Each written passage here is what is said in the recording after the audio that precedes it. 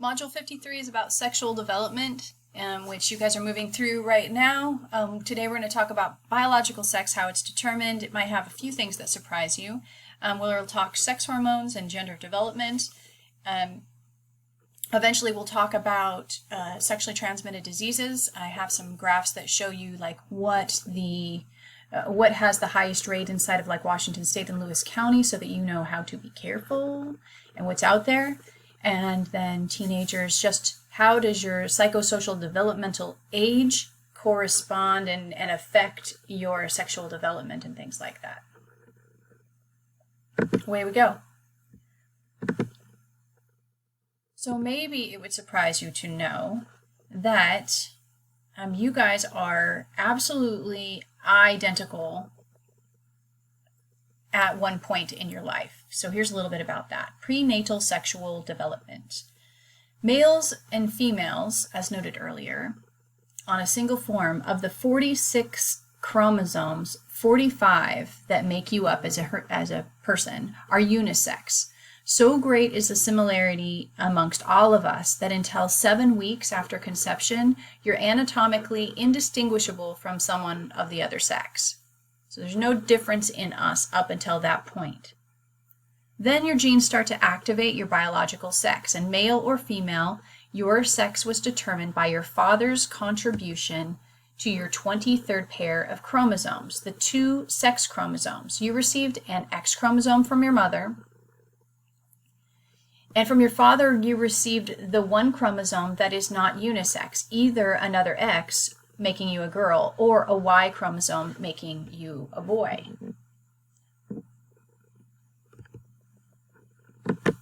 The Y chromosome includes a single gene, which at about 7 weeks after conception throws up this kind of switch, triggering the testes to develop and to produce the principal male hormone of testosterone.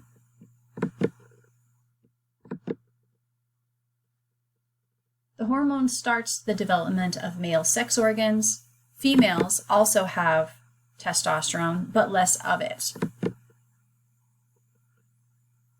Double X chromosome females would have higher levels of estrogen, usually, which is the female sex hormone.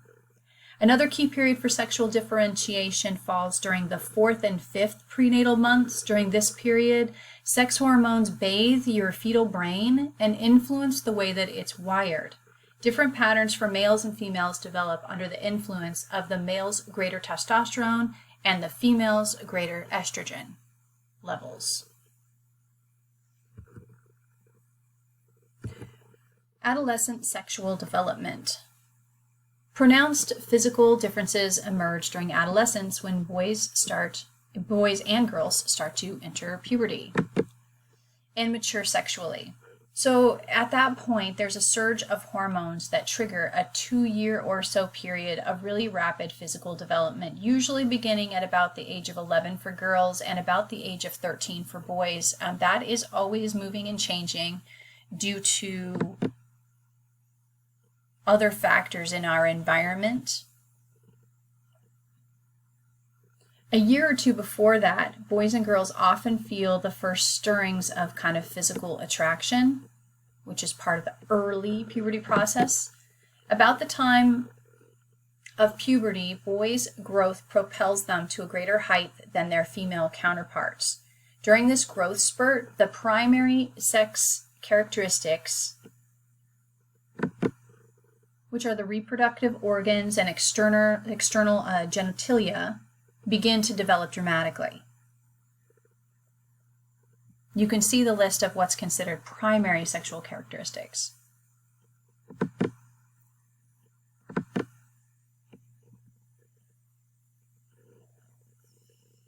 Secondary sex characteristics, the non-reproductive traits such as breasts and hips in girls, facial hair and deepened voice in boys, hair in different areas, those are considered secondary sex characteristics.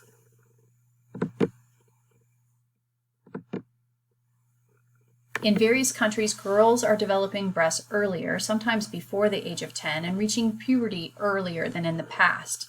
This phenomenon is variously attributed to increased body fat, increased hormone mimicking chemicals, and increased stress related to family disruption. So those environmental factors can have an impact on when puberty is triggered. Puberty's landmarks, sorry guys, this could get a little bit uncomfortable for some of you, I don't know. Their landmarks are the first ejaculation for boys, which is called spermark, usually at about the age of 14, and the first menstrual period for girls, menarche, usually within about a year of the age of 12 and a half. And again, those time frames are moving around. Menarche appears to occur a few months earlier on average for girls who have experienced significant stresses in their life, like father's absence, sexual abuse, or way back when we were talking about attachments. Insecure attachments can trigger early hormone release and puberty.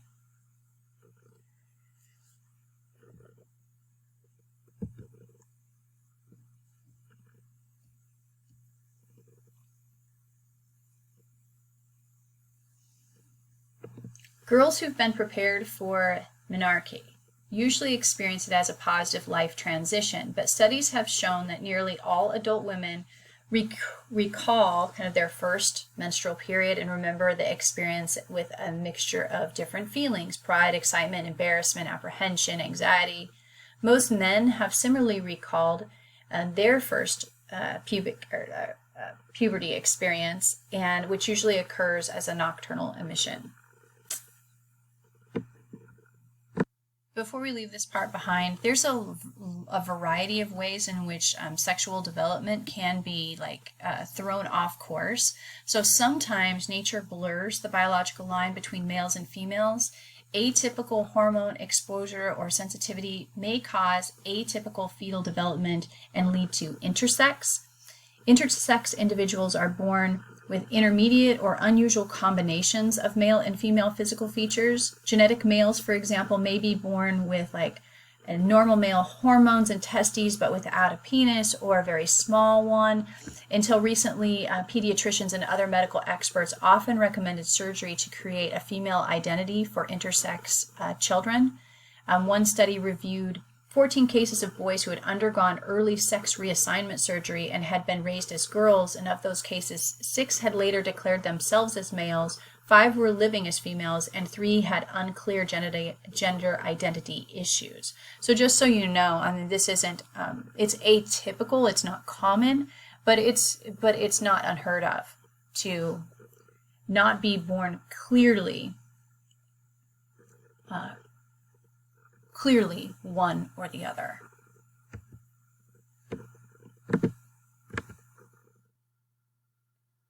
Rates of sexually transmitted infections, STIs, which are also called STDs for sexually transmitted diseases, are rising, and 2/3 of the new infections have occurred in people under the age of 25, FYI. Teenage girls, because of their not yet fully mature biological development and lower levels of protective antibodies, are especially vulnerable to STIs and STDs. The Center for Disease Control says of sexually experienced 14 to 19-year-old U.S. females, they found that 39.5, that's just around 40%, had STIs. So please consider this. If someone uses a birth control method that is 98% effective in preventing pregnancy or infection, a 2% chance of failure in the first such use accumulates to an overall risk of nearly 50% after 30 such uses.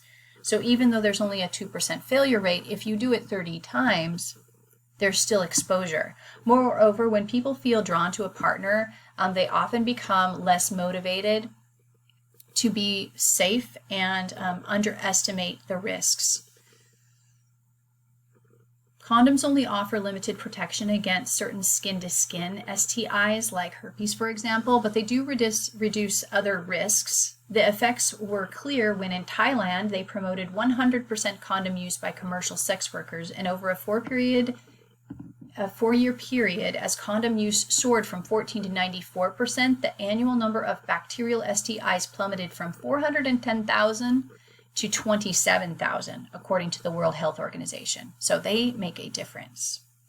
Across the available studies, condoms also have been 80% effective in preventing the transmission of HIV, the human immunodeficiency virus, the virus that causes AIDS.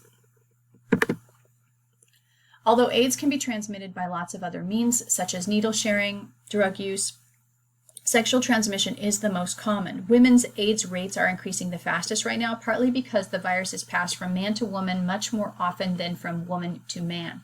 A man's semen can carry more of the virus than can a woman's vaginal and cervical secretions. The HIV-infected semen can linger for days in a woman's vagina and cervix, increasing the time in which a woman is exposed. Most people recently diagnosed with AIDS in the United States have been in the age frame of 25 to 44, according to the CDC.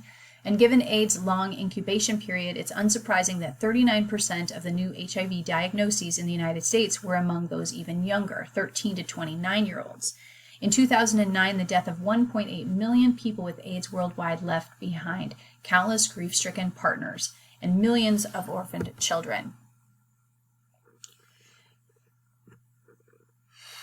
The human papillomavirus, HPV, is also out there.